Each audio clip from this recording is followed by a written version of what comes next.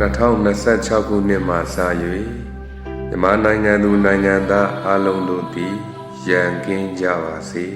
။စိုးရိမ်ခြင်းကင်းကြပါစေ။ဆင်းရဲခြင်းကင်းကြပါစေ။မိမိကိုယ်ကိုစိတ်နှပြချမ်းသာအောင်ရွတ်ဆောင်နိုင်ကြပါစေ။ကမ္ဘာသူကမ္ဘာသားပေါင်းတို့သည်လည်းရန်ကင်းကြပါစေ။စိုးရိမ်ခြင်းကင်းကြပါစေ။ဆင်းရဲခြင်းကင်းကြပါစေ။မိမိကိုယ်စိတ်နှပြချမ်းသာစွာရွတ်ဆောင်နိုင်ကြပါစေ။ငါသည်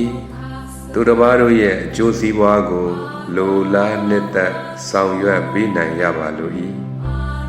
သူတစ်ပါးတို့ကလည်းငါ၏အကျိုးစီးပွားကိုလိုလားနှစ်သက်ဆောင်ရွက်ပေးနိုင်ကြပါစေ